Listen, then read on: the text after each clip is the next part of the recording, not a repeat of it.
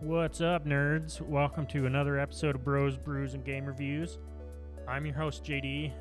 Connor farted or an airplane went over. We can't be sure. That was a clapped out Civic. Oh, okay. Just saw it over there. On his way to the res. Wheels had better been candy. And at least 3 windows had trash cans over them. Back with another episode. I think we're pretty light on games we played new, mostly because Baldur's Gate and Remnant 2 are soaking up all of our time. But Gamescom happened, so we'll kind of pick and choose the games that interested us out of that one. But yeah, with me, as usual, Mr. Paul Mitchell. What is up, dude? Just more Baldur's and Destiny, I'm assuming? Yep, just been playing a lot of Baldur's Gate. Still playing Destiny. New season just started, so we're trying to get ready for the day 1 raid that starts this Friday. Yeah, I gotta lay all my flooring by myself because of Destiny, which sounds fun. Priorities, buddy. Back again, the people's favorite, Mr. Daniel. Yeah, boy. Good to be back. Not a lot of time for gaming on your end of the Zero time. Canada camping adventures. Yeah. Did you bring us back any syrup? No, but there was a lot. A lot of syrups. Every store had like a giant display of like different syrups. Canada's best. Did I send you that picture? We went to this one store. It looked like a Costco or something. I don't know. Oh, that one, yeah. I think I actually forgot to send you guys a picture. There was a store, knickknacks we were in, and all kinds of shit, different Canadian flags and regular shit, this is in Banff. And then I turned the corner and up hanging on the wall, I shit you not, it said, what were the words? Flexible, bendable Jesus of Nazareth. And it was a Jesus character with like Stretch Armstrong arms and legs. Oh my god. A Gumby Jesus. Yeah. It was like, well, I will get one of those. Yeah, how many of those did you bring back? God dang. You did get one, right? I forgot. No. I meant to send you guys at least a picture, but I think I also forgot that too. I was laughing so fucking hard. I would have immediately thrown 5 of them in my shopping cart. Just magnets and cups and shot glasses and a stretchable bendy Jesus of Nazareth.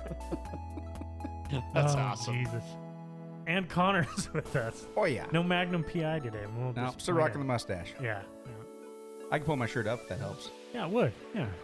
Cut her down the deep V for us. Okay, put it back down. Put it back down. Children are People are crying. getting excited. People are starting to stop on the highway. The Honda just turned around. We're gonna get through the last 2 of the Alaska beers that I brought back from Mr. Ty Wilson. He did listen to the last episode. He was very disappointed that we didn't like the Pilsner and called our palates uncultured. Fair enough. Fair enough. But also, in his defense, they are a little better when it's like sitting outside, when it's hot. But No. yeah, No. still no for us. But yeah, we'll pass her over to Connor as he gets the next one out. Yep, just making choices here. So this one, like you said, Anchorage Brewing Company out of Alaska. Also really cool artwork. I think this one's my favorite. What is this? Is this the chick? This is Wolf Skull Jack. on Okay, this one. yeah, I'm not seeing the name anywhere, but yeah. Yeah. I couldn't fucking remember it on the last episode, but Wolf Skull Jack. I don't know why they didn't put it on these ones. I think the next one has her name on it. But, Okay. But yeah, I love the art on these cans. It never gets old. Yeah, we'll have to post another picture of these, and hopefully she comments again on it.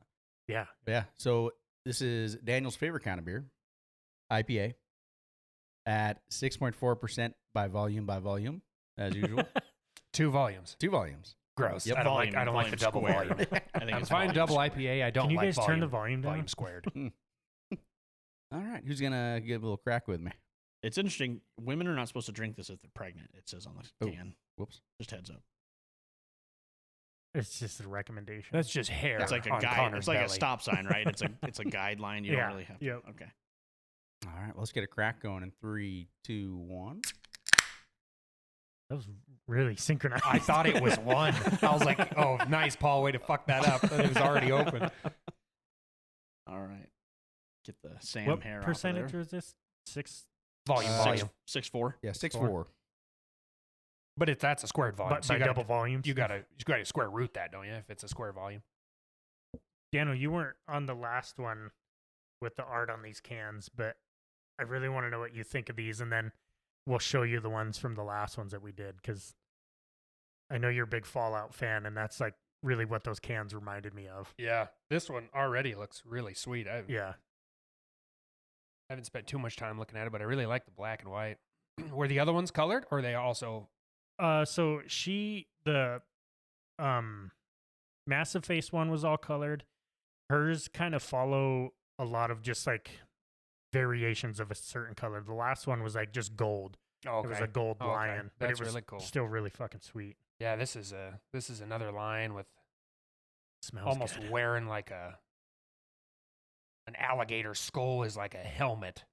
Well, do we have the other cans here still? Yep, they're actually over in the corner Oh, over there. fuck yeah, go I'll grab grab one, it. because I'll I want grab to. Almost looks kind of like an Indian headdress that a fucking badass lion is wearing. Yeah, Looks really cool. yeah. It looks like a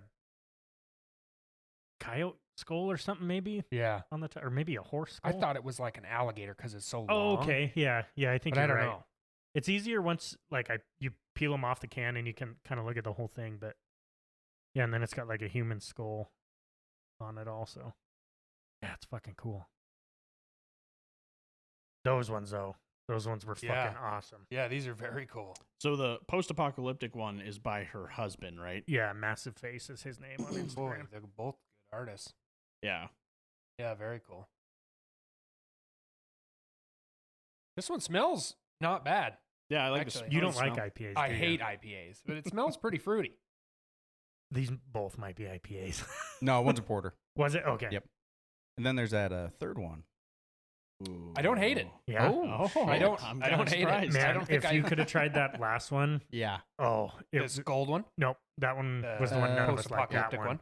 Yep, replaced. It was. Yeah, I don't know about a double. Dude. I've had a double before, and it Dude, tastes that This, was like. this tastes stronger than that one. Really? did, Yeah, I it was- think. it was pretty. Yeah. Yeah, this Like- isn't terrible, honestly. Yeah, the replace was hands down. Everybody sealed it. There wasn't any question at all. No, Yep. no Even fighting. Nikel said Yeah. before any of us could get Wow. a chance, Yeah. she stamped it. And that was the double. Yeah. We had to bully her into stamping it. Oh, I haven't listened to the last one yet. Well, she got like the very end of the can, so all the chub, and it just kind of fucked it up yum. for her. Yeah. Yeah. But she Are she you was guys able to having taste to it prior. chew yours? How much sand did you guys get? Yeah. I really like it so Yeah. far. Oh yeah. Yeah, I'm enjoying Fairly, it. it's fairly smooth. It's for- not real not as fruity as, or I guess I would say fruity as the last one we Yeah. did last episode, but yeah, it's still really good. The Yeah. Demon Boy. The Demon Boy. Still got that IPA aftertaste to me, but Yeah, a little bit. Yeah. It's a lot stronger than the last one. The aftertaste is, but I found out, Paul. I was telling you, I've been listening to that band Medium Build a bunch, and I found out just, I think I watched like an interview that the lead singer did on YouTube, and he's from Anchorage, and he actually works at Anchorage Brewing. And my buddy that lives up there said that he's bullshitted with him, had beers, pours him his beers, and his wife actually used to hang out with him. So Oh, that's kind cool. of a cool local stick to his roots kind of guy, you Yeah. know. But Yeah, that's cool. I want all of us to take a trip up there, because that's one of the coolest just breweries that I've been to, because they have a so in Alaska you can't build skyscrapers, they just don't allow it. Mm-hmm. And there's no billboards, you can't have billboards, so like all the scenery is like untouched, and they have a rooftop balcony that you can go drink on, and you are surrounded by like forest and mountains and the rivers. Oh, it's the most gorgeous fucking view I've ever Yeah. had, just hanging out drinking beers. Fuck yeah, we'll have to go sometime. But- I'm not drinking that one beer we had. The Pilsner. Yep. Not doing it. I don't know if I'll order that one either. Tell your friend Ty to leave him at home. Maybe we can get up there on a deal with the Devil Day. Probably not. Probably that'd not. be cool. Probably not buy any, but there's always people that share bottles and shit like that. Yeah, Just, see if we can 'cause bum a you- sip. you yeah, were give saying- you a tester. You were saying a bunch of people come from across the country there. Oh, right? yeah, and they yeah. bring like beers from all over. Yep. So I think that'd be really Yeah. cool. Yeah, I think it'd be fun as shit. And actually, that massive face on his Instagram just teased the next Deal with the Devil beer label that he drew Oh, okay. for him. So go check him out. I think I've plugged them more than I've plugged ourselves. It's a good chance. Yeah. I didn't remember if you actually said our name at the beginning of this episode. Yeah, he did. Did I you? guess we'll find Yeah, out you when said- we Oh, yeah. listen to it. I'm pretty sure I did. Yeah, you said Paul and then Daniel. No, the podcast episode. Or Oh. show. I'm pretty sure I did. We'll find out at break. Yeah. Yeah. Surprise. Well, you clicked on us, so Well, while we sip on that, Connor and Paul both bullied me into getting Baldur's Gate. It's fucking good. It's Yep. really good. How many hours again? Well, I think it got skewed a little bit because Paul said last night that it showed me online at like 3 or 3:30 in the morning. Yeah. I don't think I was on that late. I think I went to bed at like 1 or 1:30, but It could have been 3. it very possibly, very possible. I want to say I'm probably 3 hours in, maybe, but I don't think I'm making progress very fast because I'm just talking to every single person Oh, yeah. I can. And every little side quest that they give me, I just end up just running off and doing it. Like at one point, forgot what I was supposed to be going to do. And turns out it's pretty important what you should be going for. But Does that game? I don't know. You're a lot farther than I am, but does that game scale the difficulty to your level, or I think it does. Like Okay. there are certain areas you can't get in unless you're a certain level. So there's a slight a boundary, I guess, but it does kind of keep towards your level. Okay, because I was gonna say I've kind of noticed everything's been about one level higher than me. Yep. As I'm Yeah. going along, and so there was a point where I stopped. I was like, well, fuck, I'm gonna go do a little things over here to level up, so I'm not getting my shit rocked all the time. But when I went back, they were still like one level above Yep. me. So I was wondering if they Yeah. have a scaling as far as the main story goes, I'm, or if the entire game. I think it's the entire game. I don't know for sure. yeah, I'm not sure either. I've noticed one of the areas I got into was like one of the people in my party found a like crumbling wall. So I broke that down and went into it, and it was basically just big spiders and like I can't remember what the other monsters that were in there, but they were only one level ahead of me and absolutely raped me. Yep. It was disgusting. Was that in the little Undercroft? Not Undercroft. Oh, Goblin Camp? Yeah. Yeah, The yeah. Did you go down the well? Is that how you got there? Or no, it's Oh, it's yeah. in the town right before the Goblin Yeah, Camp. so the Blighted Village. yeah, Yep. that's where it's at. Did you go down the well? Not down the well, but in the blacksmith workshop. That's where I found the crumbling wall. I think you Oh. can get to it through either Yeah, the probably. well or that. though. Okay. Yeah, I went down the well and there were a ton of spiders and I was getting fucking wrecked and I hate spiders. So Yeah. I bailed out. They were. Wasn't even trying it. I don't even think I killed any of them I killed before they one wiped my whole party. as I was running. I was able to kill one. So how does I haven't really even tried to escape from battles in that. How does that work? So you have to be a certain distance away from the closest combatant and then you can hit the flee button, I think. I don't know. I've never done it. Yeah, I haven't tried it yet. Yeah, it was I ain't no bitch. Yeah, I am when it comes to spiders.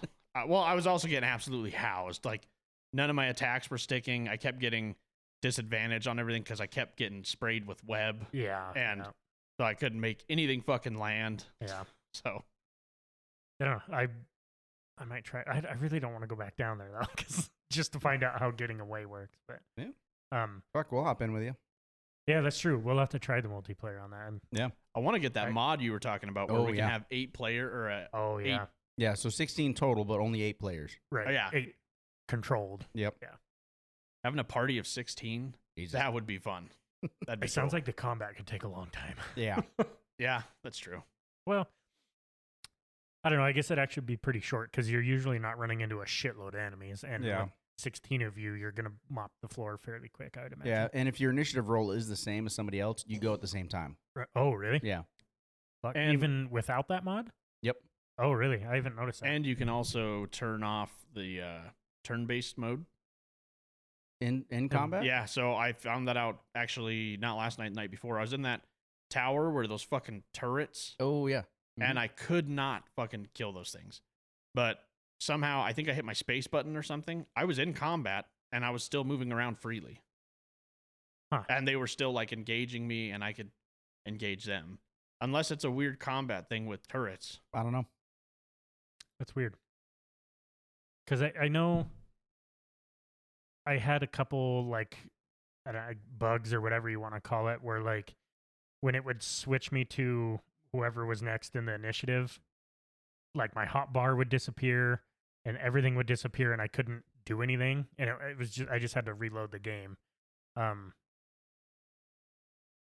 So I wonder if it's something like that kind of happened, like You might have it kind of accidentally. it kind of bugged out on you Oh, and you maybe. weren't supposed to be out. I don't know, maybe. I That, don't yeah, know. that could But, have been. speaking of bugs, did you see the update that they released for that? They claimed, and I didn't really Yeah, poke through it, but Over 1,000. yeah, bug fixes. Yep. Like that's fucking wild. Yeah. That's a lot. Yeah, that's fairly quick too. Because Very when did fast. that come out? Like 2 weeks ago? I'd have to look it up here real quick. Well, and like you know that they were obviously working on those bugs the whole time, but Yeah. that's impressive for Well, a and huge studio. well, and especially for the scale of the game. oh yeah. I mean, that's got to be such a hard thing to find. Yeah. In such a huge game like that. yeah, it's fucking good for them. Yeah, so it looks like we're coming up on 4 weeks there. It was on August 3rd. Yeah, oh, was it? Okay. Gadzoon-tide. Allergies fucking you up. Tadunka. The Chippewa. Dan, is that a game you think you might? Yeah, it sounds like a lot of fun. Yeah. I've watched a couple of videos on it. I think. Yeah, especially if we all play. Yeah. I think another one. I don't know if I would go back into it, but I played a decent chunk of it. But the Divinity Original Sin 2. If you guys like, since you guys like Baldur's Gate, I would 100% recommend checking that out because it feels a lot like Baldur's Gate does, and the same thing, just real heavy story, cool characters, all that shit set in the D&D universe. Mm. But And I that's still Larian, right? I believe so. Yeah, Yeah. it is Larian. Actually, yeah, because it's even in their launcher. Yep. Yeah. But yeah, they did fucking a really good job with that one as well. Nice thing about that too is it's a game that you can just jump in and out of for friends. So like Oh, yeah. if you join me, and actually I just found out because I jumped into Ken's game last night, you don't make another character if there's a made character in there. Oh, okay. I don't know how it works if you're in like my game and then he jumps in, if it forces second made character. I don't know how Probably that works. would. Yeah. But when I jumped into Ken's, it didn't prompt me to make a character. It just loaded me into Oh, I'm the assuming one monk that- chick. Yeah. Yep. Yep. But it's nice because if like you can only play for an hour, you can just jump in, we can play for a little bit, and you jump out, and it's like you don't have to worry about like dedicated servers. You don't have to do You pretty much don't even notice he left. yeah Yeah. because your guy just stays in my party as an NPC and just keeps playing. Oh, okay, that's cool. Yeah. So we would each have our own campaigns going. Yep. Yeah, so if you wanted to start your own campaign, we could jump in with you, and when we leave, our characters will stay in your campaign. Another cool thing I noticed in the settings is they call it like hiding private moments, I think. Oh, yeah. Private dialogue. Yeah, so basically like if from what I understand, I haven't got to look at it too much, but like if Dana was playing and it was, I don't know if it's just the fucking scenes or if it's like pivotal story moments that can be kind of branching off in different directions, that it'll hide that basically from the other co-op players. So like so it doesn't spoil yeah. it for anybody, Yeah. I think. Yeah. So, I mean, you can play it however you want to play it. Like, say, one of the players you're playing with is actually playing like a evilish role, but doesn't want to tell you. Like, you can kind of role play that a little bit where he's hiding conversations from you. And Oh, maybe Yeah. that's what it's talking like maybe about. you want to go about it a certain way, but then he says, no, fuck this. We're going to kill these guys. Oh wow, that's Yeah. fucked up. Yep. Okay, that's probably what I'm- it's talking about then. I'm sure That's it's fucking I'm sure cool. it serves both purposes. Yeah. Yeah, Mhm. probably Because could. like when I go into when Connor was in mine, whenever I would start a dialogue, there's a little button down at the bottom left that says private. So if I click that, I don't think it would let him actually interact Okay. with the conversation. so you get to choose. yeah, Yep. Ah, that's fucking smart. yeah, it's kind of cool because it kind of makes you like in the game. Yeah, the DM in a way, I guess, right? Yep. Because you're Yeah, kind of yeah. hiding things that you don't want Right. Oh yeah. to spoil or reveal. Yeah, but it's also nice. Like, say I jump into yours, I've already seen that cutscene. I don't have to listen to it. I can still run around and go do whatever I want. I can jump in and out of it. Yeah. Oh, so Yeah. like while Paul's in a cutscene, you're not? Nope. Yep. Oh, fuck, that's Yep. sweet. Yeah. I could even jump in and give my opinion towards certain dialogue options. Yes. Oh, wow. Yeah. Yep. So what's really you can cool? like vote. Yep. Yeah, it's funny because like when he first jumped in, I was talking to some. I can't remember who I was talking to, but Yeah. one of the options was insanely vulgar, and I was listening Just to like fuck our eyes out. it was something. It was something bad. Connor's just And- hammering A. I was listening to her talk, so I hadn't even really read it yet. And then I just at the bottom of my vision, I see Connor's fucking little thing pop up saying "vote for this one." I read it, and I was like, "No, we're not doing that, Connor." Of course. Yeah, that game continues to impress people left and right. I'm really happy that it's doing as well as it is. Yeah. Especially being it's kind of a niche game style. Oh, for sure. Yeah, it's not a very popular style. Like I yeah. didn't think people would like it. Yeah, it makes me happy Yeah. that it's crushing it. But When I got on last night, there were still 470,000 people online, and that was at Fucking 1 in the crazy. morning. Granted, Jesus. I mean that's a Yeah, worldwide. Yeah. Yeah. but- yeah. But this hasn't Still. even been released on consoles yet. This is still Oh. only PC. Yeah, I Oh, tried that's- using a controller wild. last night. It feels better like moving your guy around the Yeah. world, obviously, but the rest of it isn't quite as intuitive as a mouse. Like, Yeah. and the one thing I wish you could do, and I mean you can, is like while I'm walking around, just use the controller would be nice, and then be able to just grab the mouse and go. Yep. Which you can do it, but it almost like has to reload the entire UI Oh, okay. because it's not like it's not laid out the same. Nothing's the same, so it's real different. Like there's a bit of a pause before it reloads over to the mouse, or vice versa. So Yeah, I've heard of people doing that because like just the exploration, like you were saying, with controllers, so much easier than point and click. yeah. It feels a lot better, and really once you kind of understand that you can. And it's something that I still forget. You can move the camera further away. Like if you're Yep. trying to cover massive amounts of ground, you can move the camera as far as you want and just keep clicking. Yep. So you're not like click 5 feet, click 5 feet. It's a little easier, but it still just feels better with the controller, I think, the walking around. But once you get into the combat, you just have so many options of what to do. Yeah. Like it's not as intuitive as just the mouse. So I'm curious, what did you make as your character? I made just an elf because I wanted to name him Taco. Oh, But I nice. didn't make him a wizard. I made him a paladin. Oh, you should have made him a wizard. I wanted to, but that's like what I do in all those games. So I didn't really want to play a wizard again. So Fair. but the should've- sorry, Should have made a barbarian named him Magnus. I could have. They did something really cool with that paladin. So a big thing with paladins in the D&D universe is they have, I think there's 3 different oaths Yep. that you take, and you're supposed to stay true to them.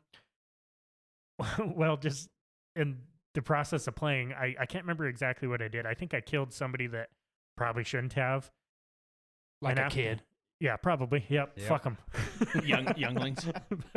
Anakin the shit out of him. But after the encounter was over,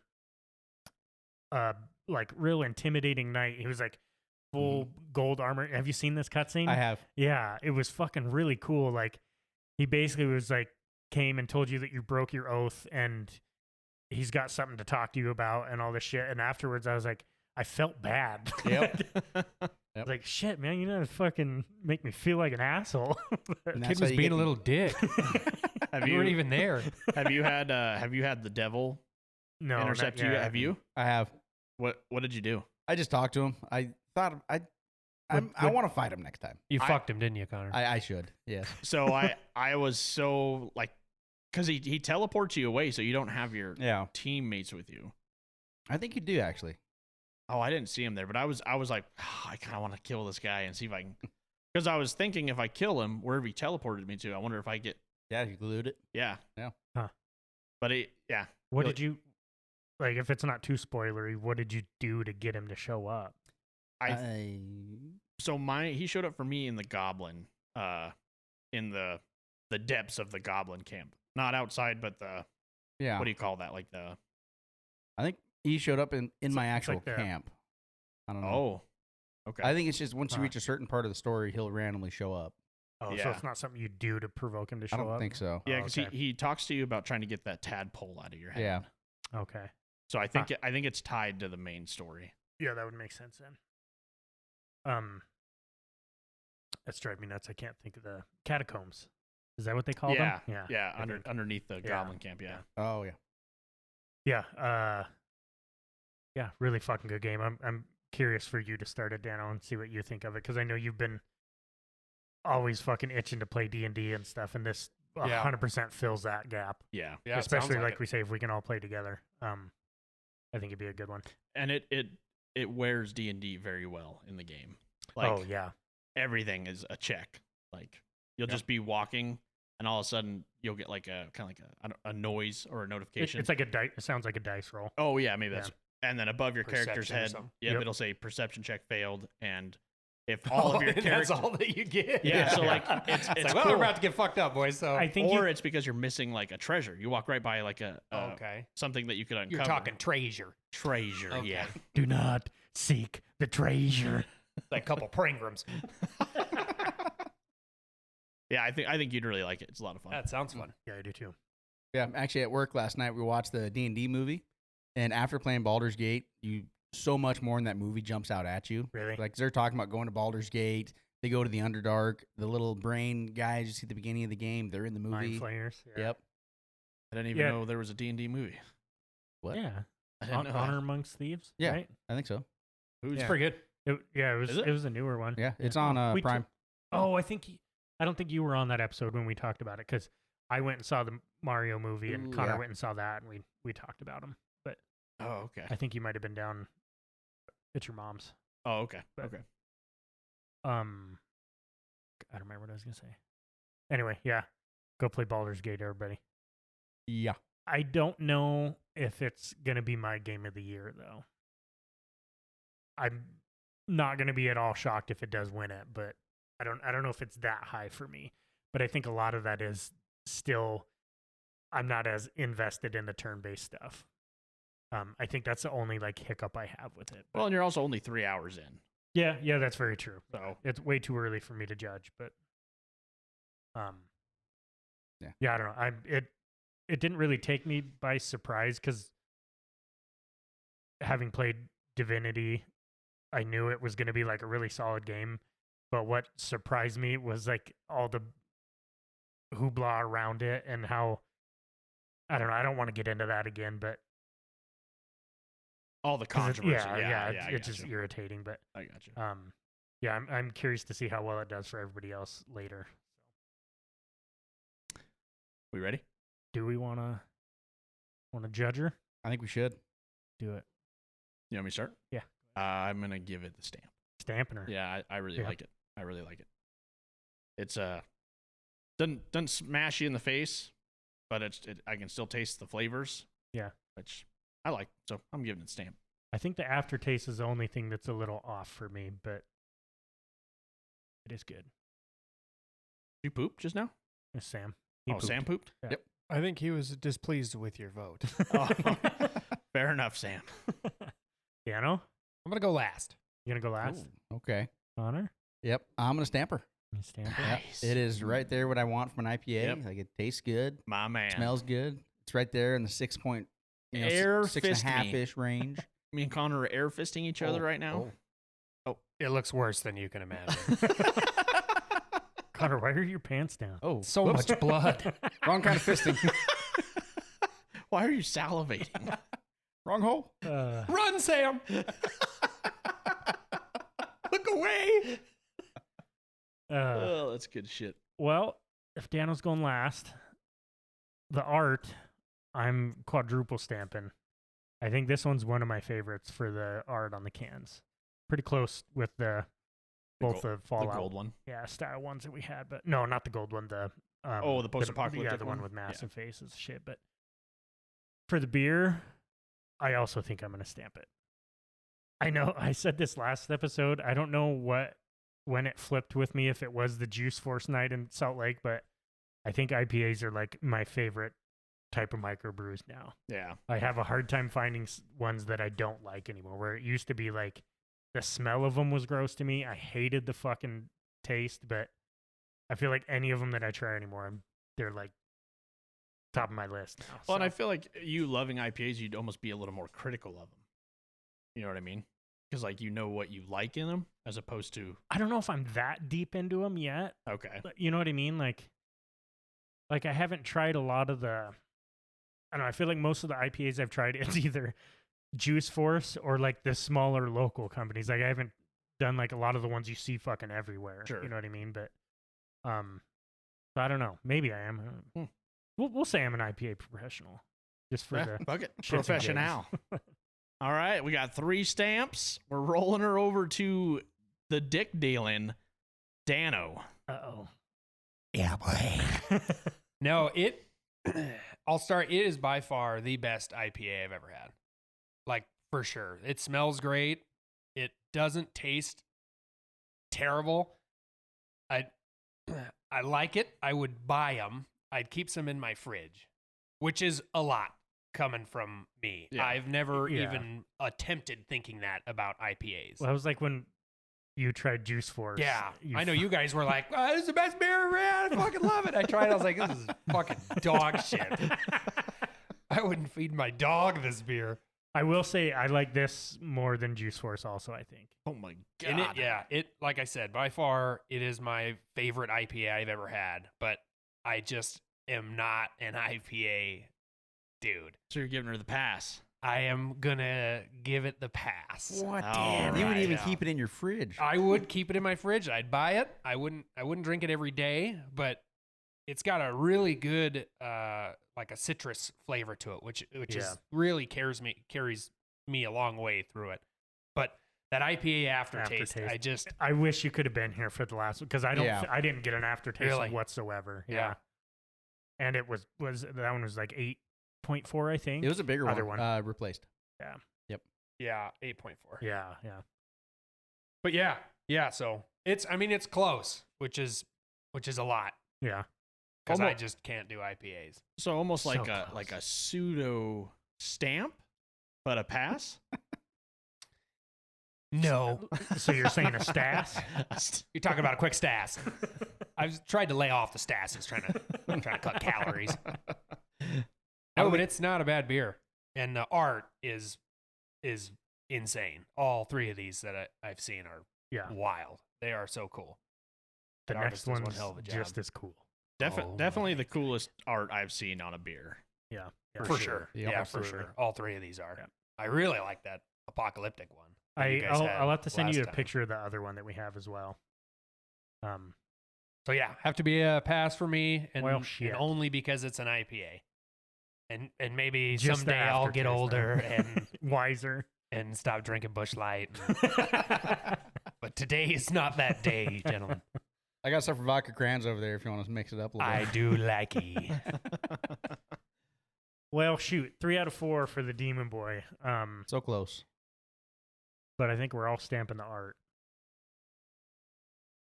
We should reach out to these guys and see if they'll Sign our faces. like or that Yeah, that too, that or works. tattoo it on, but Yeah. like have our logo on like a gaming cabinet, but like real post-apocalyptic style, like it's broke down. He found it. You know what I mean? Oh, like if they can like redo our logo? Well, Or not what? redo it, but just like implement our logo into one of their drawings or something like that. Yeah. Like what I'm picturing is like on that replace can with the guy in the gas mask and everything finds like an old broke down arcade Oh, okay. cabinet with our logo on it. I think that'd be cool. That'd be sweet. Yeah, Get that on like a shirt or a hoodie. Yeah, that'd be cool. Yeah. But, Might have to reach So- out to them, see if we can commission them. yeah, Massive Face or Wolf Skull, if you guys listen to our show. We're going to tag you all over the place on Instagram again. We got a like out of one of them, which made me awful giddy. and we don't have a lot of money. Yeah, that'd be cool. Well, I think when we come back from break, we'll crack into this is making me sad. It's the last thing from Alaska I have. Well, that's not true. I got a bunch of salmon in the freezer, but It's still there. it is. It's not. I hope it's not going anywhere. The country, that is. What? It won't let the Russians take it back. Yeah, we'll crack into that second second beer we got, and maybe I'll dabble into a little bit of Remnant 2 when we come back. So stay tuned.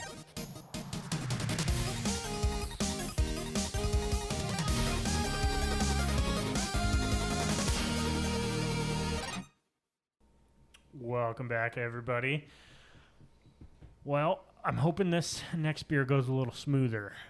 Actually, that one went smooth. Just the aftertaste. Fucked itself out of the stamp. So close to a stamp. It was good. What do we got in this one, Connor? This one's label is right up there for me with the other one. Yep. So going with the Alaskan theme again. This one. Oh, this one actually has a recipe on there too.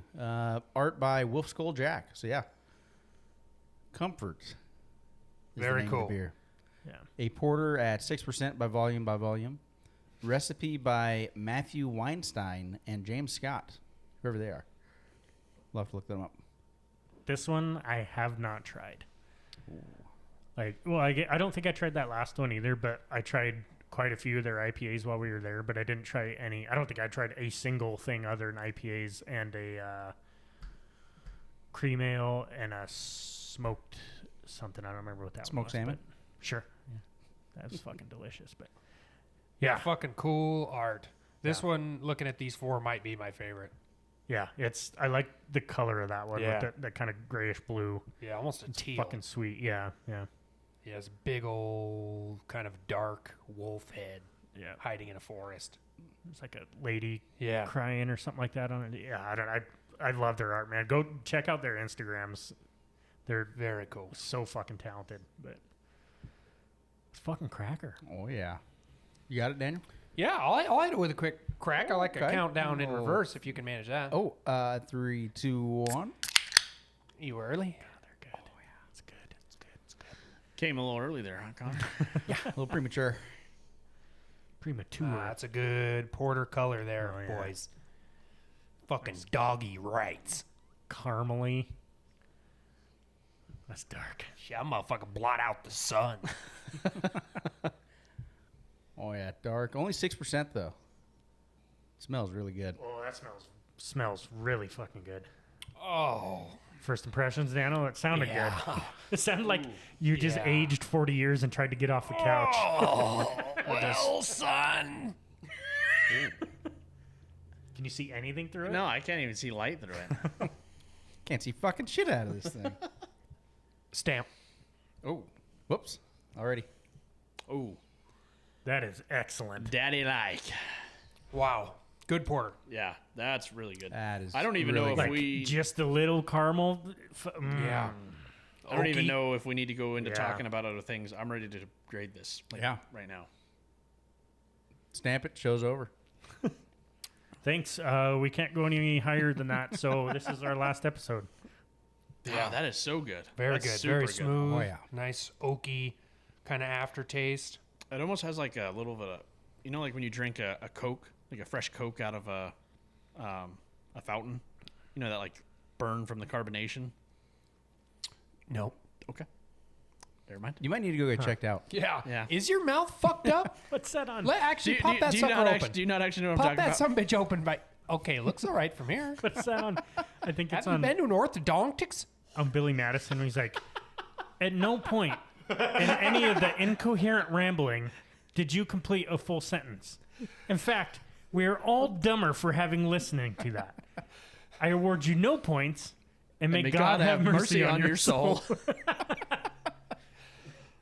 This is I'm not going to ever try to contribute to the conversation again. No, besides that weird blurt that Paul made us listen to, it's good. Yeah. this might be one of my favorite on the show so far. Really? That's really good. I don't know. I that chocolate milk stout still is probably one of my favorite. Yeah, that is a good porter. Yeah, I like it. I mean, Oh yeah, that's good. do you want to just jump into the vote, or should we? I'm down. I already stamped it, so Yeah. you guys Yeah. can do Yeah, whatever we the can. fuck We you can. want with it. I'm stamping the fuck. I'm out. stamping. Yeah, I'm Yeah. stamping it. That's That's a killer. stamp all the way That's a around. killer beer. Yeah, it's delicious. That might be a close contender for beer of the year. Yeah, that bad boy's up there. The Bodie. The Bodie. Yeah, I just It's a little I, tease. I fucking love the cans. Yeah. Yeah. If I haven't plugged them enough, go fucking check out their Instagram. Yeah, very people. cool. Yeah, this beer's called Comfort. Check out their Instagram and comment and DM them. Tell them that the Bros, Brews, and Game Reviews sent you. Please. We want to get a follow or a comment from one of these guys. Yeah, that'd be really cool. Yeah, that'd be fucking awesome. Yeah, very cool. So Cool 4 out art, of 4, good maybe beer. 8 out of 4 stamps on that girl, Yeah. huh? Mm-hmm. Yeah, I double stamp. I think Mikhail actually stamped this one. Did she? I think she did. Yeah. She could She did. taste She it just from texted me. Paul. She just texted me. He Hey, stamped it for me. I heard you guys open that beer. Put a stamp on it for me. 5 out of 4. Maybe you're 5 miles away. It's that good. I honestly think my ancestors are stamping this right now. Yeah. Like Mulan style. Yeah. Like the ghost ancestors. The only reason they stormed the beaches of Normandy was to get the stamp for this beer. I do remember that guy with the sword. That was, wasn't Yep. Yep. Yep. You were there. You Wasn't remember. there a guy with a sword? There was. Was that Normandy? Sword and bagpipes. Yeah. Yeah. At Normandy? Yeah, he was mostly dick. By weight. You had to be. He was like a tripod. Cock He and just leans balls. forward and he can stand up on his own. Stones on that guy. Baby's arm holding an apple. Yeah, great beer. Yep. Yeah. Old Jack Sounds like a good Churchill. fucking company. Oh, no shit. Stormed the yeah, beaches dude, at he Normandy. actually carried a sword. Yep. Oh, so he was on the British Yeah, he's a side. Brit or Okay. Scott. I don't know which, but Damn. Yeah, no gun. Fucking cool. no gun. He actually used a bow too. He used Really? a bow? Yes, dude. He had a longbow, a sword, and didn't know bagpipes. Hold it back with his dick. My God. Just kidding on that part, but yeah, he did actually. Well, look at him this up. handsome motherfucker. Connor, he looks You like know, you. you know I think when you're that guy related to him. when that guy got home, that face was rode a bunch. Oh yeah. Yeah, That he mustache. looked- Oh man, he He gave all the looked like rides. a fucking Could you Krispy Kreme imagine? donut in the Yeah. morning. Oh yeah. Chocolate.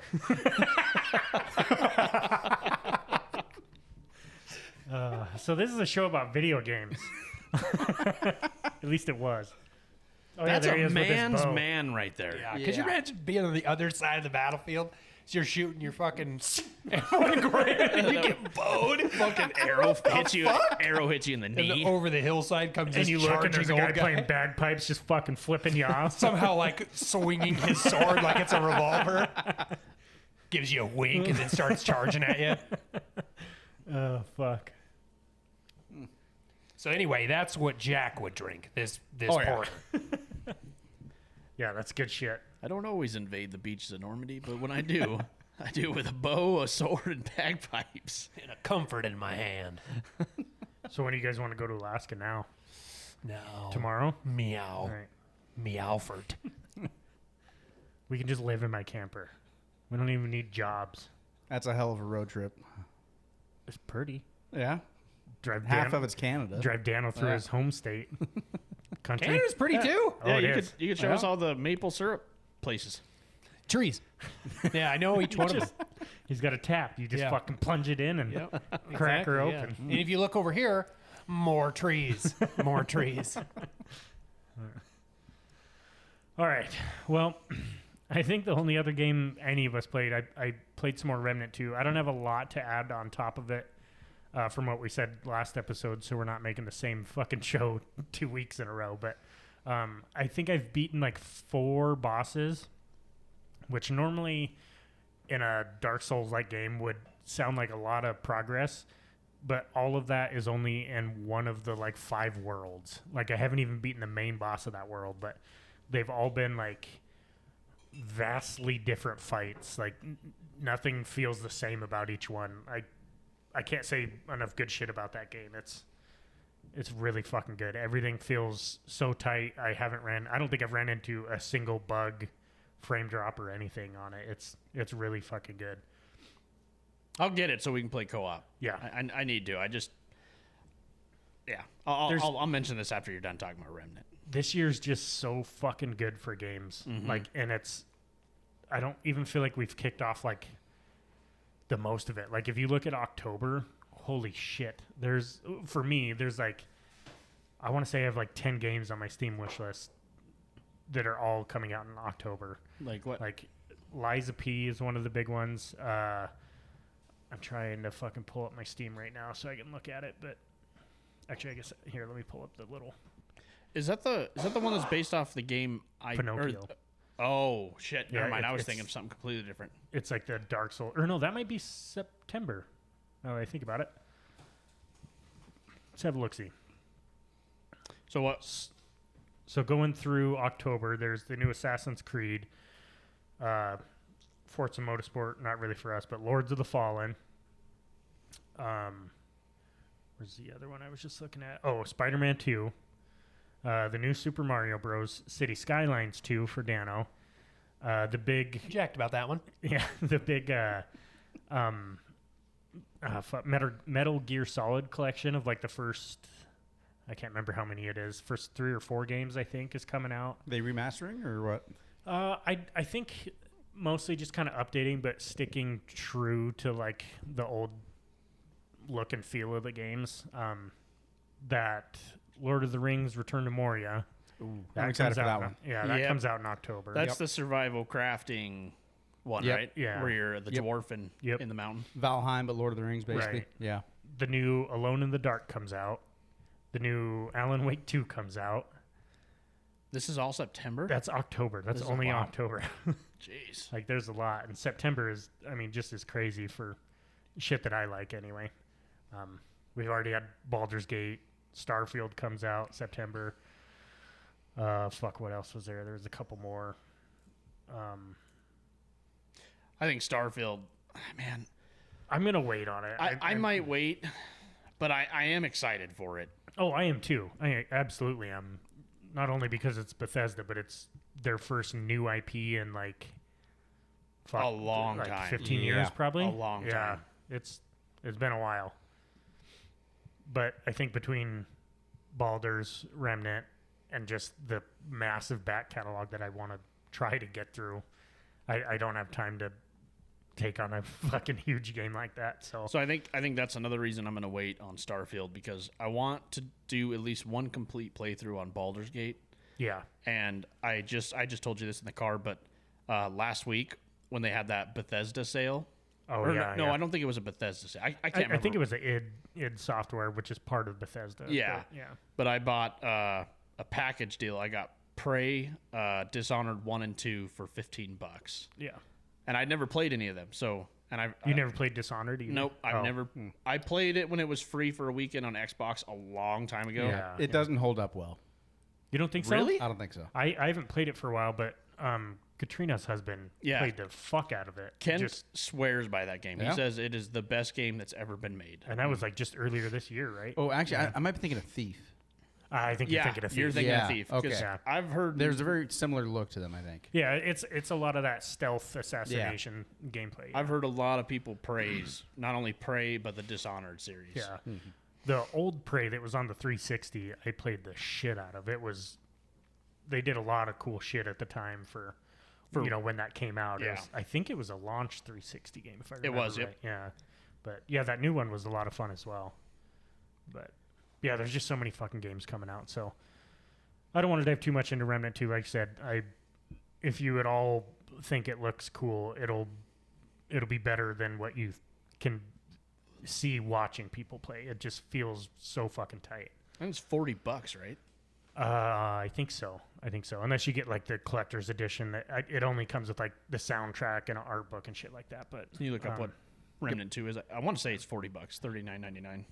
yeah, I think it's 40 or 50, but yeah, it's not much. $50, $49.99. Oh, the first one's 40. Yep. Oh, okay, So, okay. But which was also good, but to me they feel vastly different. Like they feel similar, but the second one is just so much tighter. Everything, they really polished it. So Sure. But anyway, we're going to dip off into some news because it was a pretty big news week. A couple of things that came out before Gamescom started was, have any of you guys ever played an Atari? Like the old school Atari maybe. 2600s? Yeah. There's a good Yeah. chance. I don't know. It was just a joystick and a button. Yep. On it. That was Yeah, all it had. my brother had one when I was real little. Yeah. It was pretty archaic, like for us, but at the time it was like fucking revolutionary because you didn't see that shit anywhere other than not even arcades yet. And I think that might have been like one of the first times people could interact digitally on Kind their of. on their TV. they had, and I can't remember what it was, but it was basically you bought this console, and all it would do would make, basically it looked like Pong. And that's all it looked like. But you would put pieces of film over your TV, and it would look like a tennis court or a volleyball court or something like that. So that was like one of the first, I was gonna say, wasn't Pong a part of Atari? I think it might have been, but I think Pong had its own like console as well. Oh, I didn't know that. Because it was like the little rotary paddles. I think it might have been the Atari. Was it 1600 or? I can't remember. And we don't have to dive too deep in it. I'm going to give you guys one guess when I started to type in Pong, what showed up on my search history. Which letter did you? P.O. I wonder. Portable water. Pomeranians? Potable water. Pomeranians gone wild? They probably have a category for that. Isn't Pomeranians PA? No. Did pizza come up? Mm-hmm. Yeah, bingo. Yeah, Shannon. It was definitely pizza, not. Parmesan cheese pizza. Oh, Parmesan cheese on pizza. What stand-up comedian is the one where he's like, Google, would you give me a break? Like the moment I type A into your search bar, immediately Asian ass porn comes up. Would you just give me at least 3 or 4 letters before you jump to such hasty conclusions? I don't remember who that was. I know what you're talking about, though. Yeah, so they're... Sorry, I got sidetracked. But they're re-releasing an Atari 2600 Plus. So it looks exactly like the old consoles did. Just one joystick, one button paddles. It will still play the old Atari games, but it has like obviously HDMI and all the updated cool shit. But then they're selling like 60-in-1 cartridges that you can get on it. But I just thought it was cool that they're bringing it back, and it'll still play the old Atari games. Yeah, that's kind of cool. That's kind of what I thought. They're going to be hard to get. I guarantee it. I think that'd be kind of fun for like my daughter. Yep. Because we got her one of those little leapfrog video game things that you can plug into the TV, but she's still young enough where like moving with one hand and then like pressing A and B is still kind of a little much for her. Yeah. So something where she could just have a joystick and like, play a game where it just requires one hand as opposed to 2. You know what you should do? I don't mean to interrupt you, but somebody that could really help with that, because Drew, I think, just started figuring that out, 2 hands at the same time. So he could probably walk her through that. Oh, I wish he listened to the show more. I wish he was on the show more. I miss him. I miss his scent. Shit. Miss his hair. I miss his hair. Drew, we love you. Yeah, I've always kind of thought about that, like, and I've thought about it a lot more, obviously, with a kid on the way, but how would it introduce them to video games? Because, like, I started kind of playing on the Sega Genesis, but, like, the very first games I played were on the NES. That was, like, the first big, like, flagship console that everybody had and knew. So... to me, I want to get that, and like, you have to play this Mario before you can play the new cool ones you see on TV. Yeah, like, progress her through the generation just like of appreciation. You know what I mean? Because like, I feel like that's kind of the issue with like video game culture now is we're just jaded and like spoiled. Yeah, honestly, to be able to play like the old, all you can do is go side to side and jump. To like fucking any game now where you have a million button combos and all the different shit you can do. It's just thinking about how far it's come. Kids nowadays just get to skip all the shitty stuff. Well, and I think that's why games are so hard to, like, games that come out, they're so hard to appreciate for younger generations now because there's no novelty behind it. It's like the moment you turn it on, boom, instant satisfaction, instant gratification. There's no, like you're saying, the appreciation. There's no appreciation. I plan on doing the same thing. I want to buy an N64 and I've still got mine. You want to sell it? No. Okay. But I'll let Ansley use it. Don't ever sell it. Yeah. I want my daughter to start like on an N64 because I played a little NES when I was younger. Yep. But the console I started on was the N64. Same. Yep. Yeah. That That might be a little. It might be a little hard when she like gets to where she is able to play, because like She can't figure out where her well, third no, arm is. The graphics are shit. Yeah. In comparison to like, you know what I mean? And like back in the day, that was one of my huge things. Is like any new game that came out with like a tweak on the graphics like capability was like, holy fuck, this is the best game I've ever seen. And I understand that. Like it was groundbreaking to us, and I'll never forget this comparison that I saw in that Unreal Engine of Ocarina of Time. This guy was walking through the Lost Woods on an Unreal Engine version of Ocarina of Time, and it looks incredible. Yeah. And I was looking through the comments, and one guy said, "This looks amazing, but it's crazy that this is what it looked like to me as a kid on Nintendo 64." And it's like, man, that is so true. Like, oh yeah, we always jump into these nostalgic things, but a lot of that is like the TVs. Like when you put an N64 up on an HD TV where it can really define those nicks and curves, it looks like hot garbage. I'm not saying that it like it looks like UE5 when you put it on a CRT, but it does help. Yeah. Like having the real soft corners, you don't see those, the real fine details of the limitations of that console. Your brain can kind of make up right. Yeah, it kind of in blurs between the lines spaces back in the day, and now your brain sees the spaces and it's Right, like, oh, that's crappy. But I do feel you on that. I want to start my daughter on 64 so she can kind of see, especially where everything started. Not really started, but Yeah. Real quick, have you guys seen those Ambernick things on TikTok? Ambernick. Yeah, it's basically a Game Boy size or even smaller emulator. Yes. Yep.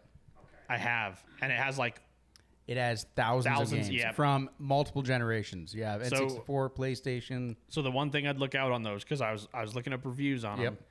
Supposedly they have horrible issues saving. Yeah, I've heard of that. Yeah, Like they don't save progress at all. That's just an issue with emulators in general. I think. save states get a little funky. Yeah. There's a million of those fucking things on sale on Amazon all the time. But honestly, the best thing you can do for that is get like a little Raspberry Pi. Oh yeah. And make a retro Pi out of it.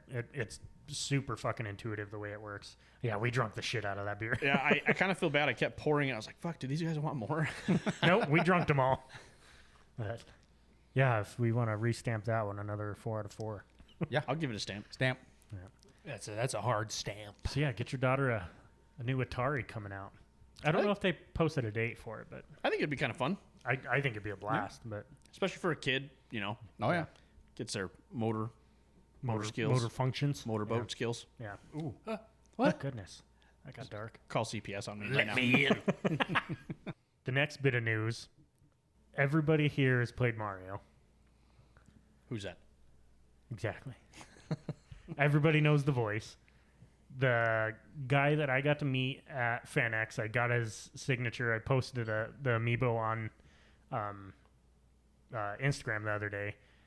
He's no longer going to voice Mario. I probably won't play Mario anymore. You don't think so? No. What is the reasoning? He's just, he's been doing it for like 30 years. So? And I don't know if it was a real, like, legit reason. I think he's, from what I read, he's still going to be involved, like, how did he phrase it? Like Maybe coaching. Creatively wise, yeah, I think so, but...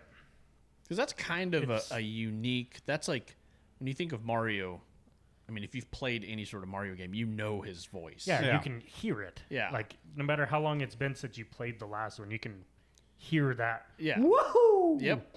Let's And- go! Yeah. Yeah. So it was kind of... It was sad for me. He's basically the guy responsible for this podcast launching, in my eyes. Like, he's the one who got me hooked on video games from day one. Sure. And this podcast has been a dream of mine to do. I don't know so much about you guys, like how long you've been wanting to do this. I know we've all wanted to just do a podcast in general, but I credit that Nintendo and that dude for a lot of my video game history. Sure. So, I mean, that's a fairly big thing because, I mean, what are the top, when you think of video game classics, you think of Mario, That's Zelda. number one. You know, like, so you're thinking of not only Mario, but you're thinking of that voice. So like for that to change, that's going to be a big deal. Unless whoever's taking it over, unless they just knock it out of the fucking park, you know. Yeah, it's weird because he's never had like spoken lines in games, you know what I mean? It's little like bits like that. It's not like cutscenes where he's, you know, acting out a whole thing. Sure. But it's just so iconic that it's going to be weird without that voice, I think. Yeah. No, I agree. So I don't know, I'm curious to see who they have replace it for sure. But Hopefully it's close. Hopefully it's not like, hey, it's me, Mario. what up, nerds? It's me, the Mario, Get in that dude. pipe, bitch. It'll just be Danny DeVito. So I started blasting. Dude, what if it was Morgan Freeman? I am Mario. Morgan Freeman. Mario, Morgan Mario, Freeman. Mario. And then he went down into the pipe. Bloop, bloop, But the bloop, princess bloop, bloop. was in another castle. He could not best Bowser. Yeah, no, I'll be curious to see who they get. But to move on from that, But Gamescom, which now is probably the biggest. Actually, I think it's, I guess aside from PAX, but it's like the biggest video game centered convention. I think it's the only one, really.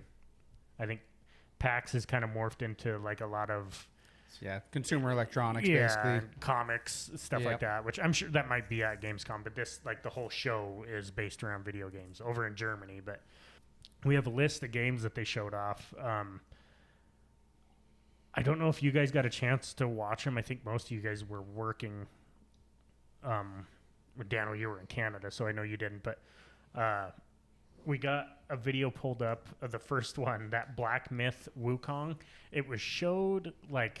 it was shown. I want to say it was shown during the summer showcase, yeah. right? No, Shout? it was a few years ago. It was like 5 or 6 Oh. years ago that they showed it, and it was all just like little bits of gameplay. Like they didn't show a lot, and it was all Japanese. Like the title of the game, nobody over here knew what it was unless you knew Japanese. But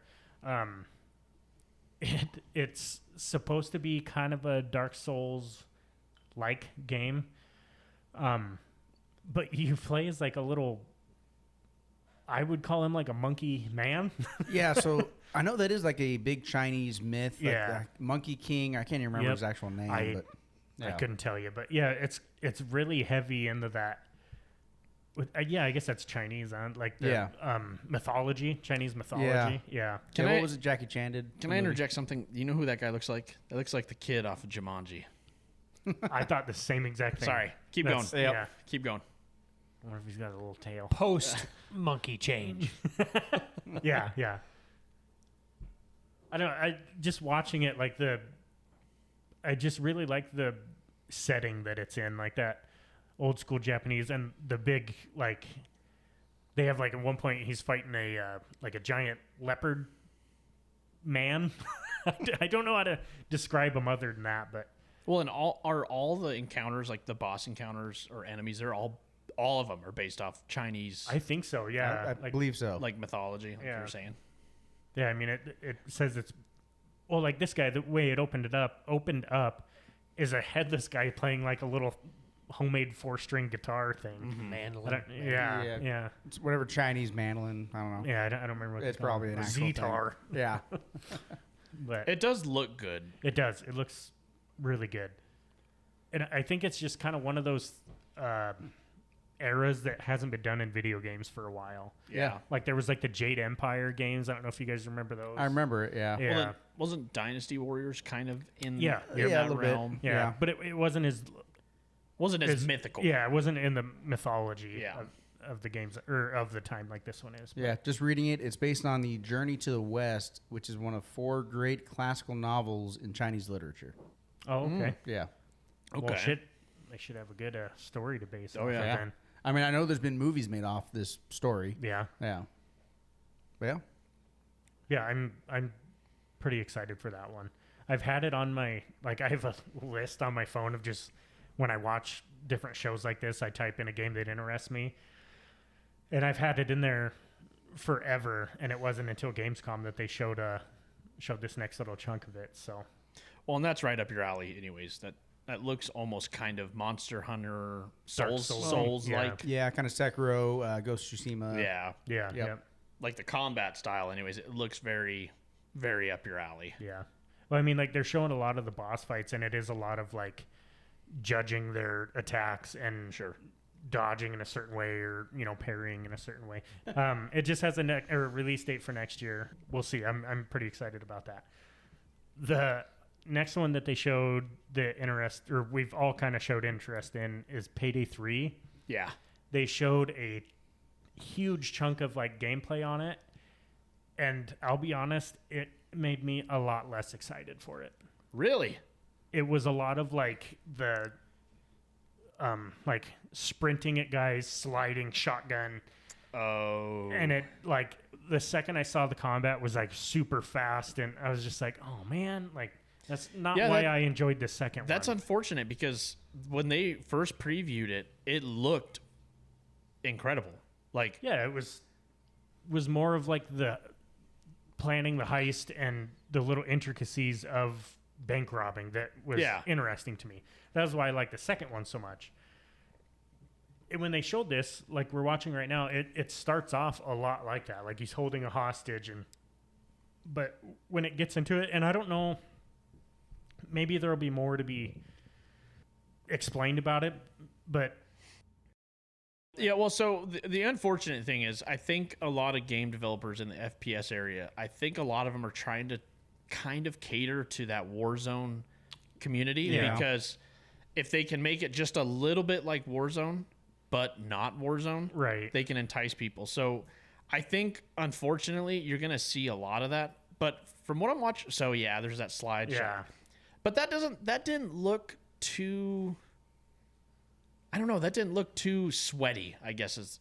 Well, it's not PvP, right? It's all PvE. So that's what I don't know. Is I thought I've seen stuff where there's people controlling the police officers, but it's hard to tell because that trailer's so fast. Yeah.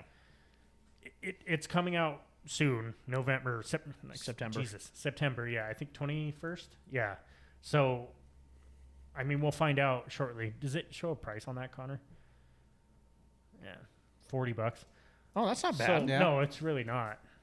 I'm really, I got to say, I'm also really liking that developers are starting to do that. Yeah, it's kind Like- of a complete. So, like the AAA games, a lot of them are still the 60, 70, which is fine. A lot, like, a lot of them are doing 70 now. Yeah. Like consistently. Yeah, 70 like for consoles is like the new norm. Yeah. Which Yeah. bugs me. But I'd be interested to see what that's like because yeah, other than, I understand what you're saying with the sweaty, like sprinting, sliding shotgun, but the rest of that looked still pretty good. yeah. It- Whole process of the heist still looks like a lot of fun. It's still the drilling the bank vaults and Sure. taking the tellers hostage. It still has a lot of that in it, and most of that kind of looks like the escape from the bank is kind of when which obviously would get a little hairy and fast paced, but I'm just curious to see how much of that shit's in there. But like Connor said, if it's not PvP, you don't have to be sliding around shotgunning and shit Yeah. like that, Yeah. So if the PvP aspect isn't as heavy into it, then I think it'll be fine. And honestly, reading like about this game on Steam, it just says co-op shooter. So Yeah. it may not be PvP, which would make me very happy. Well, and even if it is PvP, I'm sure there's modes that I'm sure it doesn't just always force you into Sure, PvP. There's sure. got to be a PvE co-op mode. Yeah. I don't know.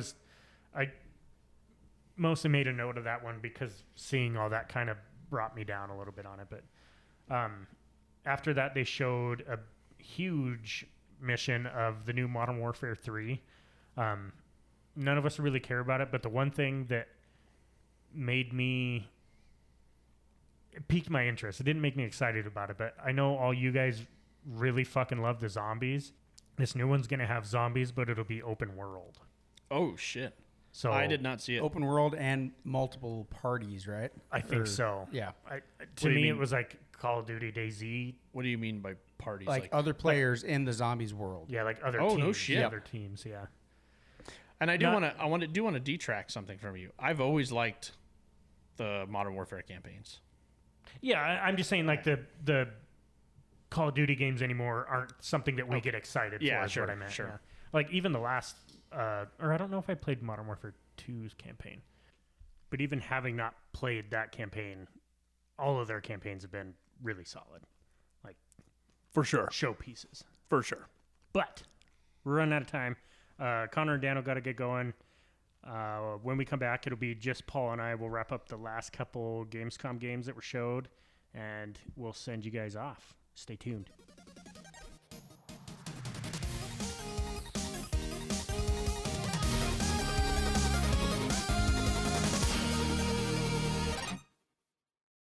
All right, we are back. Just Paul and I wrapping this one up for you guys. We only got a couple stories to go, and then the old wrap up. But Connor and Dano had to skedaddle for a bit. But we're gonna bring it home for the people. We got you. We got you. So this has been one that's been controversial since the day it launched. But Cyberpunk showed off a good chunk of their Phantom Liberty expansion, and with that, like, obviously that looks fucking cool, but with that, they showed off what they're calling their 2.0 update, and it sounds like it's going to be like a whole new fucking game. Like, Yeah. the police systems being redone, the AI, like, just of the worlds being redone. There's like new skill trees. There's, I don't know. It just, the way the guy that kind of, was presenting it put it is they wanted to bring a whole new breath into this world and make it more living, like, Yeah. and that was kind of one thing that I noticed a lot, like when you're in that city that's kind of supposed to be like it's the future, like basically you think of like Japan, like super packed, Yep. Tight living spaces. It just didn't feel like that, like, and you would see like in a couple blocks, there'd be like 5 character models that were the exact same, like taking the same steps. Like it was walking just in tandem. Yeah, almost. it was like just little details like that. But the shit that they showed, it didn't even look like the base game anymore. Well, and I mean, you gotta give it up to CD Projekt Red. The game released, and I'm gonna be honest, when I got it, because I got it day one. Yeah, or me and like you both did. I think we got it like day 2 because I Yeah, think we were yeah. working. But I experienced a little bit of bugs, but I didn't have anything that was like it ruined the game for me. no, And so the fact that they're updating and improving, like it's only going to go up. yeah. And man, yeah, I watched the videos of that update that they're talking about. One of the claims they say is that the police system is going to rival, if not be better than GTA's. Oh yeah, yeah. That was one of the things. One of my biggest gripes about the base or the original release was it felt like when you did something that the cops would come after you, like they would either have just the little drones that would come after you or the actual foot soldiers. But when they did, it was either like you're gonna die or you're gonna kill them and hopefully get away. Like Yeah. there was like you couldn't run because they would just be right on your ass, Yep. And the way that they showed this, it's like it's fucking it. I can't express enough that this looks like a whole new Cyberpunk game. Oh yeah. Like, If you guys listening to this, just look it up. Look up the Cyberpunk 2.0 update, or I think it's called 2.0. yeah, that's what they're calling it. It looks incredible. They're updating the skill tree. They're updating the UI. They're updating the AI, the NPCs. They're updating everything. Vehicle combat, they're adding legit vehicle combat that looked really fucking smooth. And they're adding, I think, more vehicles. Oh yeah, more vehicles, guns, Yeah. new cyberware, and the greatest part about all this is that's free. Free. Yep. Free. That update is 100% free. Anybody who owns the game gets it. To do the Phantom Liberty storyline, you have to buy the DLC. But Sure. Which doesn't. That's fine. yeah, absolutely. They're basically re-releasing this game for free. Yeah. That's You know, and fucking man, that amazing. speaks volumes So if you're an avid gamer, you're not. It's yeah. You've experienced the indie I release a half-ass game. Yeah. Oh hey, I have an update, but it's going to come in the form of this DLC. Yeah. Pay money for this to fix what you already bought. A lot of people are not strangers to that. And if you're an older gamer, I don't want to say older because I'm 30, but if you've gamed like in the early Halo 2 days, you remember that like DLCs just came with the game. Yeah. Like I remember getting map packs in Halo, and with those map packs came patches. Yeah. Like they made the game better because they cared about the game. They cared about the gamer. Yeah. And CD Projekt Red, I think if they do that, if they roll this out and people don't get Phantom Liberty and they can still enjoy the game, that's awesome. Yeah, absolutely. You know, just like Larian? No, not Larian. No Man's Sky. Oh, yeah. You talk about a revival I'm story. trying to remember the name of that developer. It's escaping me. You talk about a revival story. Holy cow. That game had so much hype, and when it came out, it was the worst reviewed game of all time. It was bad. Hello Games, that's who it is. Yeah. But they've released DLC-sized updates. Huge, and they're getting ready to do another one. Yeah, 100% free. I think it's like they do like 2 or 3 major DLC drops every year, and it's free. Yeah. And as a result, people love the game. It's got stellar reviews right now, and it just came back. And they bounced back from that horrific launch, and now they have probably one of the best space simulator games on the market. Yeah, so here's just like oh shoot, where'd that go? This is a screenshot of all the updates that they did. This is over 7 years, so that's 4, 8, 12, 16, 20, 24. 24 big updates over 7 years. And these are not like, hey, we fix something on the UI updates. These are like massive. Yeah, adding huge systems into the game, and like ships and missions, yeah, story, different game dynamics. Yeah, it's unbelievable what they've done with that game. And I give companies like that all the props in the world, because like we said earlier, like we're just jaded and spoiled now. Sure. And when games come out like that and they're shit, those developers and those companies just get shit on so hard from the entire fan base of video games. Mm-hmm. To be able to still show up and put your nose to the grindstone and work on that game after it got shit on for weeks, months at times. Well, and I think even more importantly is to show that you're doing it for the gamer. Yeah. You're doing it for the love of the game. You're not doing it because, hey, sorry, the game sucked. We're going to release this DLC in a year. It's going to be $30 and it'll fix everything. It's like they're doing it because they know that the game sucked, fans weren't happy, and now they're making fans happy. Yep. And the people love the game now. Yep. It's one of the things that bummed me out when Anthem kind of got the shit on treatment, that EA and BioWare didn't just. Me personally, I would have liked to see them sell that IP off to a smaller company, not a big company, but to a smaller one that would have taken the time to turn it into what that game could have been. Oh yeah, I would absolutely buy Anthem again if it meant. Oh, I would. Yeah. If it meant someone was going to actually support it for the 10 years that EA promised they were going to do. Yeah, and that's why I think that first Descendant is so enticing to me, because it looks a lot like that mixed with the other games that we, all of us like to play, really. So I'm trying to keep my hopes under wraps for that, like to temper them, I guess. Yeah, but it's hard to do with how much we all enjoyed Anthem. But yeah, 100%. If you haven't played Cyberpunk, I honestly would say go play it. But if you haven't at this point, Phantom Liberty, I believe, comes out later this year. Was it the September or October game? I want to say it was October, but I could be wrong. But honestly, if you're listening to this, even if you don't plan on getting Phantom Liberty, I played Cyberpunk the day after it released, and I enjoyed it. I did too. I thought the story was awesome. I thought the character interactions were awesome. The story was incredible. Yeah. And I will say I had small bugs, but it was stupid things like a character walking into a tree or something. I'll say it's less than some of the shit that I've experienced with Bethesda's games. Oh, sure. Like I remember in Skyrim, it was a couple weeks.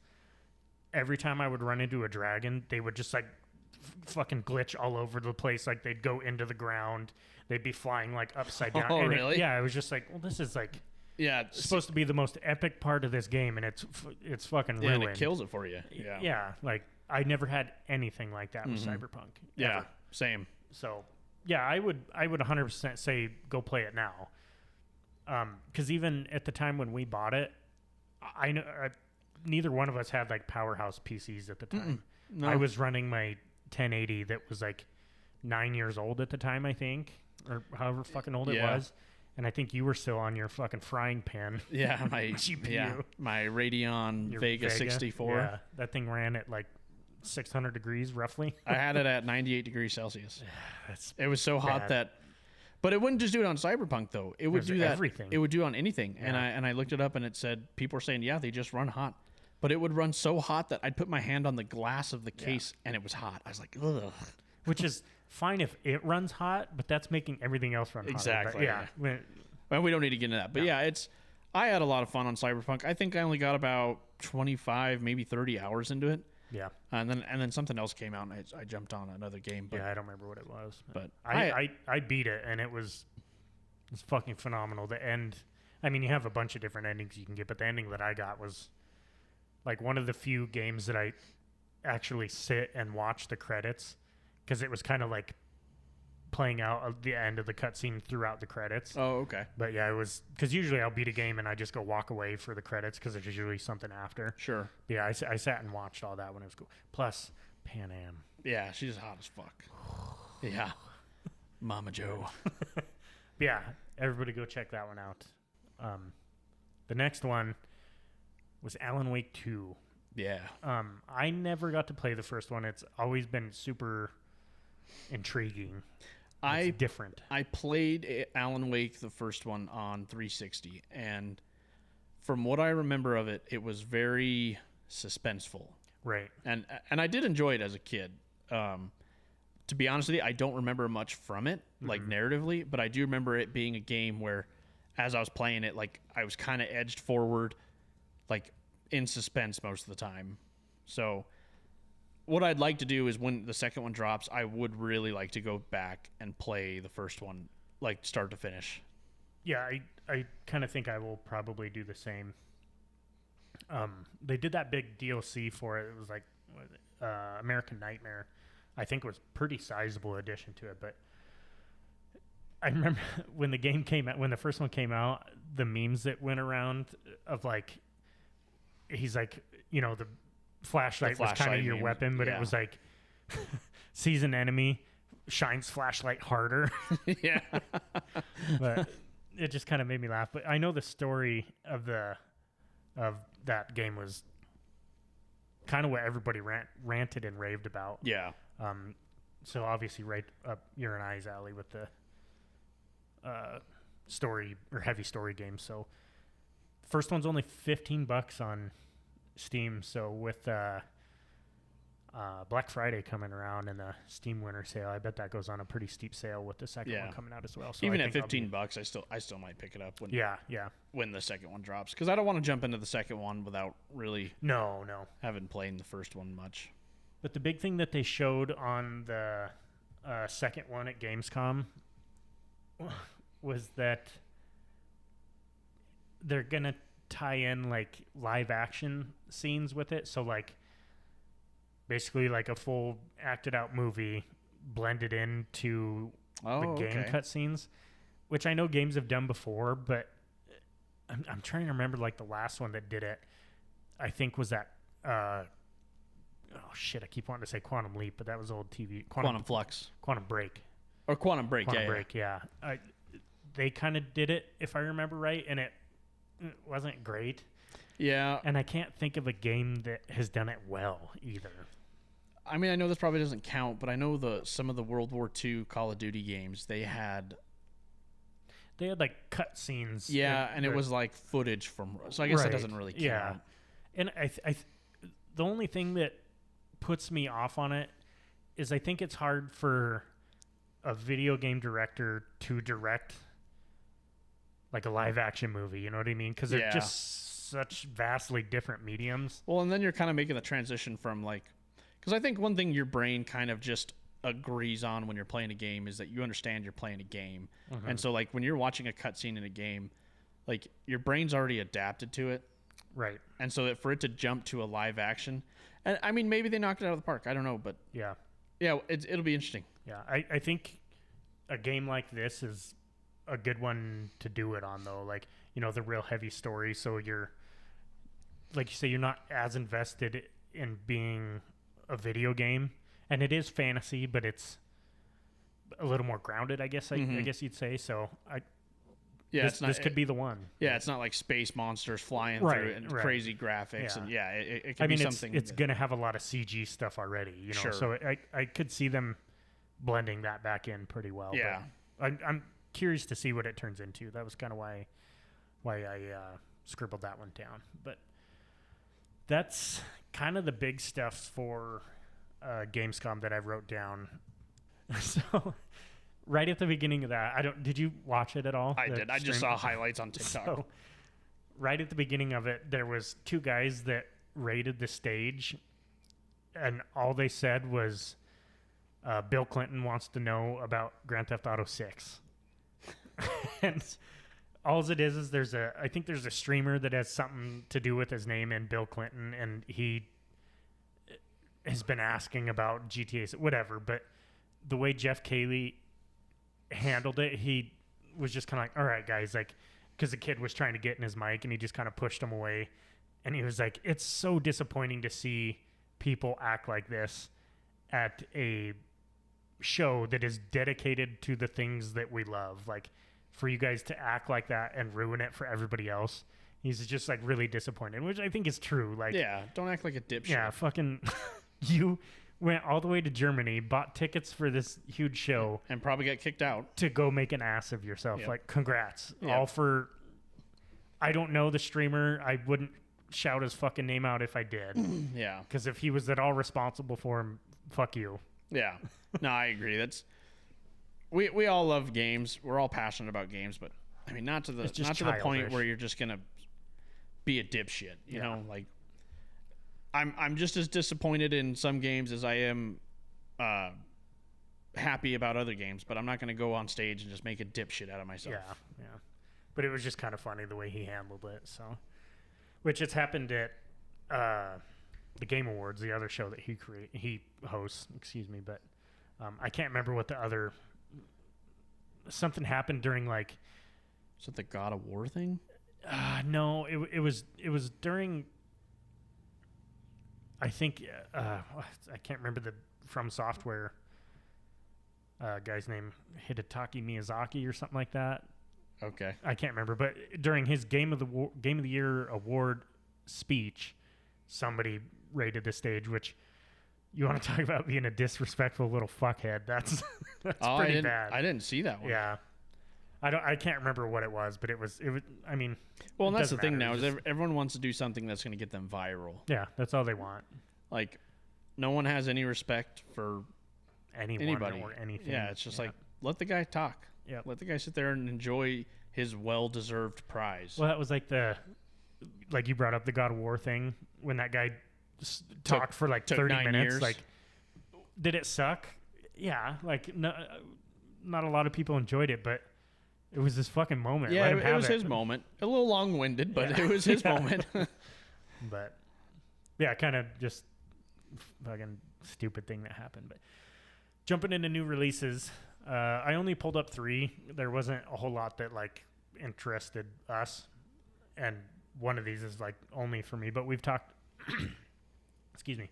We've talked a lot about that Immortals of Avium game.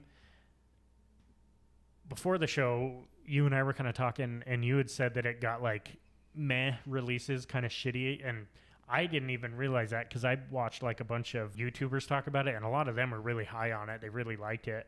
But then when we pulled up Steam, it's just mixed reviews. And if I remember right, when I was looking through some of those reviews, a lot of them were graphical. Like it was like I don't know if I think a lot of them were their computers weren't running it that well. Yeah, the couple that I saw, it was like people were having issues with frame rate drops. Yeah. Which I understand is frustrating. I wouldn't necessarily give it a shitty review for that. But I think as games get more and more advanced, like you got to kind of cut a game some slack. Like wait until the patch. You know, like I feel like a lot of games, especially games like that have a ton of shit going on. Yeah, like. It's expected. There's going to be bugs. There's going to be a little bit of a graphical optimization that's not there yet. Yeah. Just let the developers see what's going on. They'll release a patch. You'll be fucking back up and running. It's kind of counterintuitive from what we've been saying, like with the Baldur's Gate stuff. But I don't know. I really don't know which side of the fence I fall on. Most of the Baldur's Gate thing was the other developers saying like, don't hold this to the standard. Yeah, that's what pissed me off. And I think that's a completely different argument. Like, yeah, I agree. I have no issue if a game drops and like there's some optimizing that needs to happen. But what I don't like is when a game drops and it clearly was not ready to drop. Yeah. Because like a lot of the reviews, people were saying that like their frame rate was roughly like 45 frames, maybe 50. I didn't really see much for dips into like the 30s. That's perfectly fine. Yeah. Like not every game has to run at 144. Well, and so that kind of goes in what you were saying. Like we're just spoiled now because let me tell you the first time I ever played Twilight Princess. It was on my laptop on an emulator and I was running at 20 frames per second. You want to talk about a terrible experience? I fought through it like a man and finished the game. Yeah. But, and I think that kind of goes like, it's not a blanket statement, you know, like there's some games that they come out and they clearly needed more time in development. Right. You know, and I haven't looked into this, so I don't know anything about Immortals as far as the state of where it's at. You know, maybe it just needs an optimization update. Mm-hmm. But if it is one of those cases where they clearly released it way too early, then that's bad on them. They should have postponed it. Because the other thing I will bring up is the publisher was EA. Like, so I think it could have got into the maybe pushed it out a little too soon. But yeah, then there's no excuse. I mean, you have more money than, you know, I mean, they don't have money. Like it's the publisher, and pretty much the publisher has control of the money. You know what I mean? Like, if you don't get it out by this day. Yeah, but the resources are available to them. Whereas like an indie studio, they're working with kind of what they got. Right. So I don't know. I'm very curious about it still. I think it'll be a game I probably get. I think it'll be an on sale game. For me. Not because I think it's a bad game or it looks bad, but just too busy. Yeah, I got so many fucking games I gotta play. Yeah, it's getting bad. But the other one was the Armored Core 6 Fires of Rubicon came out. I bought this the day it came out, mostly because it's From Software, which everybody knows I'm a fucking huge fan of their stuff. I might have fucked up when I bought it, only because when I started playing it, I was kind of expecting that From Software storytelling. And so I think I just went into it. If my expectations were wrong or too high, or maybe you just had the wrong expectations, the wrong mood, whatever it could have been. But so yeah, I don't know. It wasn't anything to do with the game. It was 100% me. Like, it just wasn't what I was in the mood for. I should have waited, because it is a fucking incredible game. Like, very positive reviews out of 15,000 reviews already, and it's only been out since the 25th, so 2 days as of this recording. That's really fucking good. And I think you'd be hard pressed to find a streamer, a YouTuber, or anything that actively dislikes the game. Yeah. Like everybody's had nothing but good things to say about it. Yeah, all the people in my Discord that are playing it, I've talked to a couple of them, and they said they're having a blast on it. They Yeah. said the combat's fun. They said that it's very open world. Like as far as like you're not just in the mission. in the mission. You're not like just channeled A to B. Yeah. Like you have a lot of what's the word, verticality, I guess. Yeah, huge. Yes. Yeah. A lot of people are really enjoying it. I haven't played any of them, so I don't have a ton of say, I guess. Yeah. The last mech game I played was Mech Assault on the original Xbox. Yep. That was like the first Xbox Live game to go live. Yeah. It was fucking fun. It was too. amazing. But that was all grounded mechs. Like these ones, you can fly around, and it's not like unlimited flight, but they're very generous with it. Sure. Like you have a power bar basically. Oh, and as you're flying, that bar kind of depletes. It dissipates, but it will recharge while you're like kind of falling through the air. But if you get your feet on the ground, it's like an instant recharge. Oh, okay. So you can kind of like building hopping, you can do that like really easily. So all that said, I actually did end up returning the game only for the fact because I'm going to buy it again. I know I'm going to buy it again, but I just wanted another story to dive into. You want something story narrative in your face right now. That's why I went Baldur's Gate. Yeah. But it's the combat in it was so tight. Like you think about a mech, like you have your flight controls, you're walking, both hands have guns, and you have shoulders on both, or guns on both shoulders. So in my head, trying to imagine how to control all that, like I don't know. I wouldn't even know where to start on how to build a control scheme for it, but they fucking nailed it. And it all makes sense. Like your right hand is your right trigger, left hand is your left trigger, and then bumpers correspond to your shoulder weapons. So like it's not overly complex, but when you think about trying to aim each one of those, you're like, well, how the fuck would you do that? But they split the difference of an auto aim and manual aim like fucking perfect. Okay. And you obviously have like tracking systems for missiles and shit like that. But yeah, the way they built it was, they fucking crushed it. It looks really good too. Like I've watched videos of people playing, and the combat looks so good. Yeah. It looks faster than it feels. That's for sure. It makes you feel like you're an animal. Yeah, it makes you feel like you're, well, and that it kind of, I would say one thing they probably knock out of the park is that fantasy of being a mech pilot. Yeah. Just like Titanfall did. But yeah. Oh yeah, exactly. They're such different games. It's hard to even compare them, but both of them nailed that feeling so well. So I think that'll be a game once I kind of cruise through Baldur's Gate and Dishonored. You just want to shut your mind off and shoot shit. Yeah. And that is one of those games that I could see being a game where I just want to go destroy a bunch of shit. Yep. I want to be just destructive. I want to fly. I want to be powerful. It does. They make the sense of scale feel exactly what you would think. Like you're in this giant fucking mech, and there's like little houses, and not necessarily houses, but little buildings that you can just like stomp over, and big like structures like built out of steel and iron I-beams, and you're everything's just like walking through it pretty much. I mean, not the giant skyscrapers and stuff like that, but but yeah, you can break through just about anything. Yeah, it looks really good. And the customization, like I barely got into it, but you can, I mean, obviously you have all 4 weapons that you can customize, but then you can buy different generators, so you have a little bit more power. But with that comes weight added, and your legs. Less flight time. Yep. You're trading like less flight time for more weapon, power. Sure.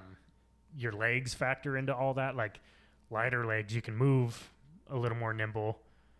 But I'm trying to remember what all the trade-offs are, but there's a trade-off, to everything you're doing. Oh yeah. So, smaller legs, like your armor obviously takes a hit, so you're a little more fragile, but you're also more nimble, and you use less power. So, and there's millions of parts that you can buy for each aspect of your mech, and then color schemes. You can change the color on like every piece of your mech. Oh really? Yeah. So and that's cool. That's like chef's kiss. You know what I mean? Yeah, yeah. Just the extra little details added. Yeah. So it makes you.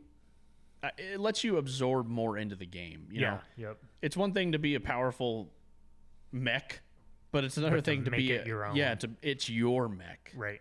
Yeah. It's definitely one I'm probably going to pick up in the future because.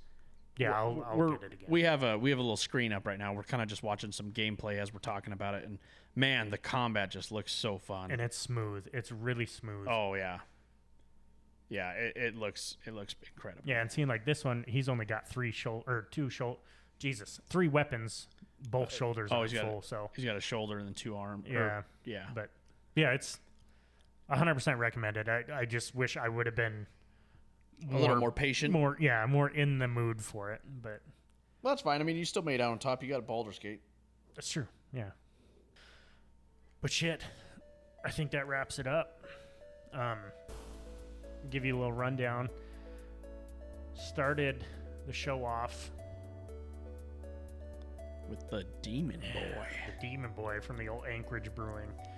I'm going to shout her out again, but Wolf Skull Jack crushing the fucking art on these labels. I think this one's my favorite.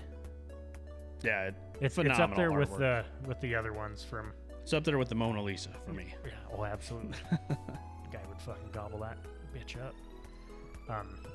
3 out of 4.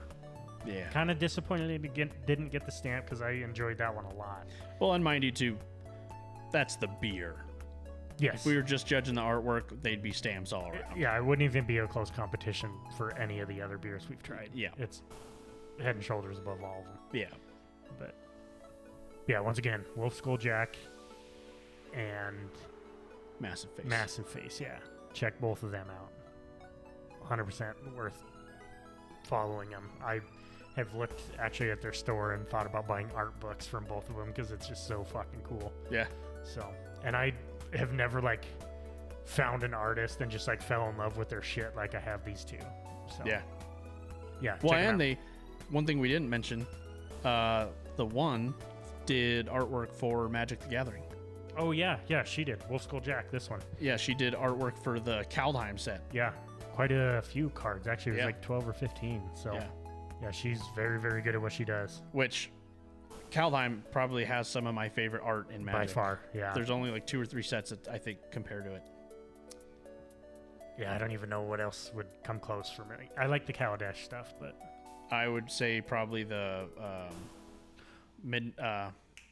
vampire set. Yeah, the Masquerade. No, just so our listeners are aware, we went pretty hard into Magic the Gathering for a year or 2. And then we dropped out. So the last set we jumped in was Crimson Vow. Crimson Vow. There we go. I really liked that artwork. What was the one before that? That was the Midnight Hunt. Yeah, I think you're right. I think. Yeah. Because they were very similar. Yeah. Yep. Yeah. This Kaldheim was. Yeah. Tippy tops. Oh yeah, for sure. So.